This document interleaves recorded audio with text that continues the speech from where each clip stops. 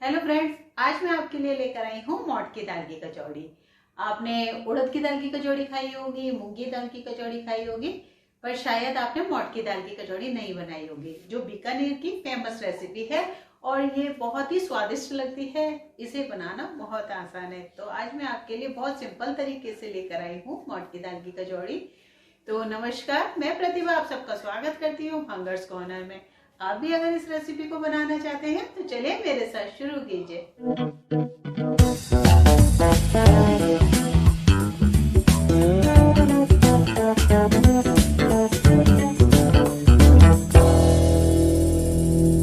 चलिए मोट की दाल की कचौड़ी बना लेते हैं। तो मैं आपको दिखा दूं मोट की दाल कैसी होती है। ये आपकी मोट की दाल है और ये किसी भी किराने स्टोर में आसानी से मिल जाती है। और इस दाल को हम पहले भिगो देंगे। ये मैंने 1.5 कप दाल ले ली है और अगर हम इसे मेजरमेंट से देखें ना तो 300 ग्राम हमने ये दाल ली है। तो दाल को मैं भिगो देती हूँ। तो ये देखिए दाल हमारी भीग गई है और अच्छे से फूल भी गई है। इसको हमने एक दिन पहले ही भिगो दिया था और अब हम इस दाल को पीस लेंगे, पर हम इसे बिल्कुल बारीक नहीं पीसेंगे। जैसे पेस्ट बनाते हैं ना, इस तरीके का नहीं बनाना है हमें। जैसे मंगोड़े की दाल पीसते हैं ना, थोड़ी दरदरी इस टाइप की पीसेंगे और इसमें हम पानी का इस्तेमाल बिल्कुल नहीं करेंगे। ये देखिए दाल हमारी पिस गई है और आप देखिए पानी की मात्रा बिल्कुल ना के बराबर है। तो इस तरीके की आपको दाल पीसनी है और ये देखिए दरदरापन है इसमें दाल में। तो आप इस तरीके से करेंगे ना उंगली पे, तो आपको दाल का दाना महसूस होगा। तो अब हम दाल को तो रखते हैं एक तरफ। ये कुछ मसाले हैं, जब हम दाल फ्राई करेंगे तब हमें इनका इस्तेमाल करना है। तो ये 1 चम्मच हमने धनिया लिया है, 10-12 लौंग हैं, 15-20 काली मिर्च हैं और 1 चम्मच ही सौंफ है। तो इन सबको हम खल्लड़ में डाल के कूट लेंगे। तो ये गई लौंग, काली मिर्च, धनिया और सौंफ। अब इन सबको हमें बारीक खल्लड़ में डाल के कूटना है। हम मिक्सी में नहीं पीसेंगे क्योंकि मिक्सी में क्या होगा, वो पाउडर बन जाएगा। हमें पाउडर नहीं चाहिए, थोड़ा दाना दाना सा बना रहे, इस तरीके की हमें इसे तैयार करना है। तो इसे मैं कूट लेती हूँ।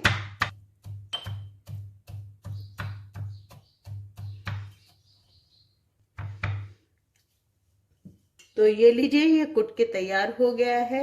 हमने इसे बारीक कूट लिया। अब हम इसे निकाल लेते हैं।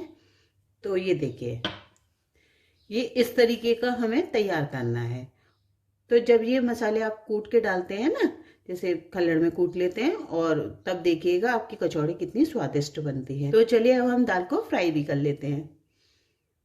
फ्राई करते समय कुछ मसालों की और जरूरत पड़ेगी, तो वो हम तभी डालेंगे। तो दाल फ्राई करने के लिए हमने गैस पे कढ़ाई रख लिया और उसमें डाल दिया है 1 चम्मच मस्टर्ड ऑयल।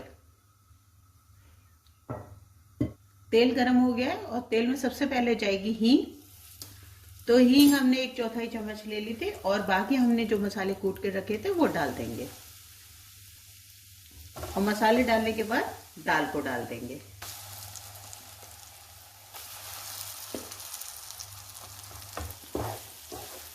और दाल को चला लेंगे। और दाल को हमें जब तक फ्राई करना है जब तक ये बिल्कुल ड्राई ना हो जाए। और दाल में पहले डाल देंगे मसाले। तो हम डालेंगे नमक 1 चम्मच और 1 चम्मच ही हम लाल मिर्च डाल देंगे। अच्छा, स्वाद आप अपने हिसाब से देख लीजिएगा। अगर आपको थोड़ी तीखी कचौड़ी पसंद है तो मिर्च की मात्रा बढ़ा सकते हैं। और अब इसे मिला देते हैं। और बस अब हमें क्या करना है, दाल को लगातार चलाते रहना है। और चलाने से ये होगा कि दाल हमारी अच्छे से फ्राई होगी। और ध्यान रखिएगा नीचे से ये लगे नहीं।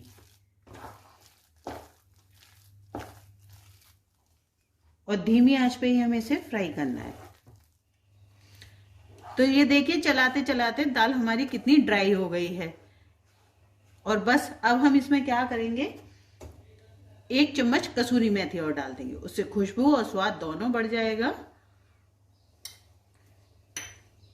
और कसूरी मेथी डालने के बाद दाल में मिला दीजिए और 2-3 मिनट तक और अच्छे से हमें इसे फ्राई करना है। तो ये लीजिए 2 मिनट हो गए हैं और दाल हमारी अच्छे से फ्राई हो गई है। अब हम गैस की फ्लेम को ऑफ कर देते हैं और दाल को ठंडा होने देते हैं। जब तक दाल ठंडी होती है हम कचौड़ी का डो लगा लेते हैं। डो लगाने के लिए हम 2 कप मैदा लेंगे और 1 कप गेहूं का आटा ले लेंगे। आप चाहे तो पूरी मैदा भी ले सकते हैं। और थोड़ी सी इसमें हम हींग डाल देंगे। 1 चम्मच अजवाइन, जिसको हम क्रश करके डालेंगे, और 1 चम्मच हम नमक डाल देंगे और इन सबको हम मिला लेते हैं। ये अच्छे से मिल गया है। अब हम आधा कप ऑयल ले लेंगे मोमन के लिए। तो ये आधा कप हम पूरा डाल देंगे और अब हमें इसमें मिला लेना है। अच्छे से मिला लीजिए, पूरी मैदा पे अच्छे से ऑयल कोट हो जाए। ये देखिए अच्छे से कोट हो गया है और आपको दिखा दें कि मैदा हमारी इस तरीके से बाइंड होनी चाहिए। जैसे ऑयल से इस तरीके से बाइंड होगी ना, तो इसका मतलब इसमें परफेक्ट ऑयल है। तो आप अगर जैसे आटा कम ज्यादा भी करते हैं तो आप इस चीज का ध्यान दे लीजिएगा। और अब हम इसमें पानी डाल के डो लगा लेंगे।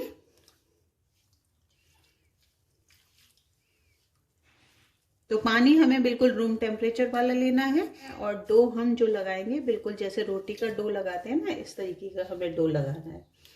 ना ज्यादा सख्त और ना ज्यादा मुलायम।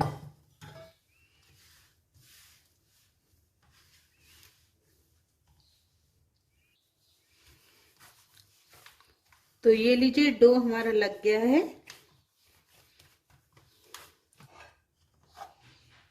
और ये देखिए दाल भी हमारी ठंडी हो गई है।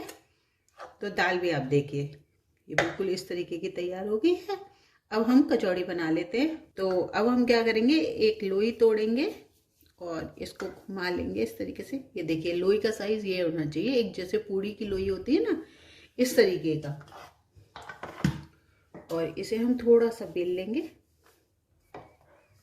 जिससे कि स्टफ करने में हमें आसानी रहे। तो किनारे से बेलिएगा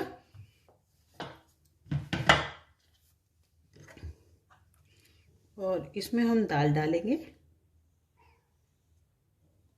तो करीब 2 चम्मच हम दाल डाल देंगे और बीच से प्रेस करते हुए देखिए इस तरीके से हम प्रेस करेंगे और फिर इसको ऊपर से बाइंड कर देंगे।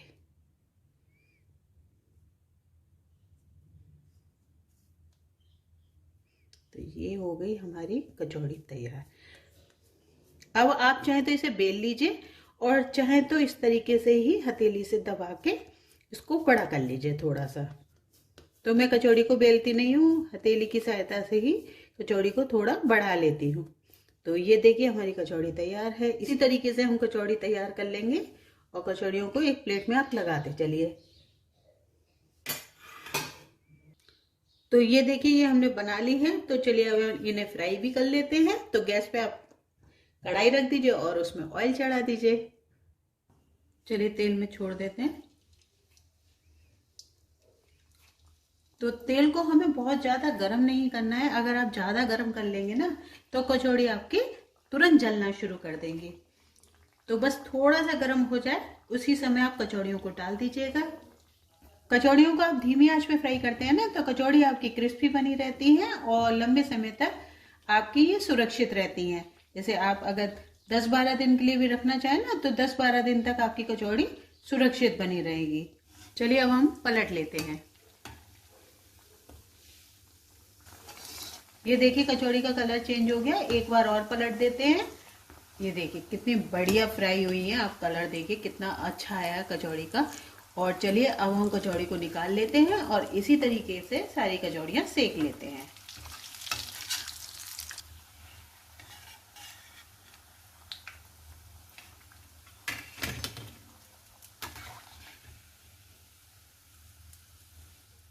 ये लीजिए गर्मा गर्म हमारी कचौड़ी तैयार हो गई और हम इसे खाएंगे चटनी के साथ। तो आप भी गरम गरम कचौड़ी का मजा लीजिए। और देखिए कचौड़ी में आपको दिखा दूं कितनी क्रिस्पी बनी है। ये देखिए बनी है ना कितनी क्रिस्पी। और देखिए दाल भी हमने खूब अच्छे से भरी है। और घर की कचौड़ियों की यही खासियत होती है, ये एक तो टेस्टी होती है और क्रिस्पी होती है और हाइजीनिक होती है।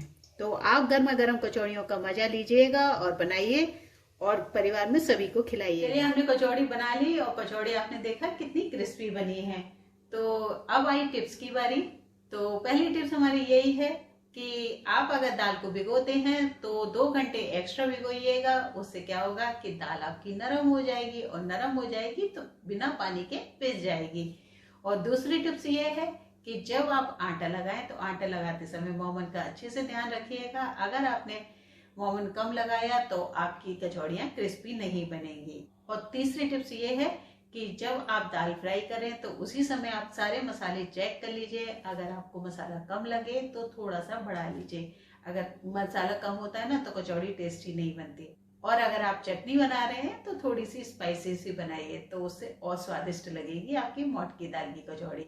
और आखिरी टिप्स ये है, जब आटे में आप दाल को फिल करते हैं ना तो आपकी दाल बिल्कुल ठंडी होनी चाहिए। अगर दाल ठंडी होती है ना तो दाल की कचौड़ी आपकी बहुत क्रिस्पी बनती है। तो बस यही छोटी छोटी सी बातें हैं जिनको ध्यान में रखना बहुत जरूरी होता है कोई भी रेसिपी बनाने के लिए। तो अगर आपको मेरी रेसिपी पसंद आई है तो प्लीज़ वीडियो को लाइक कीजिएगा, कमेंट्स कीजिएगा और शेयर कीजिएगा। और अगर आप मेरे चैनल पर नए हैं तो प्लीज़ चैनल को सब्सक्राइब कर दीजिए। Thank you.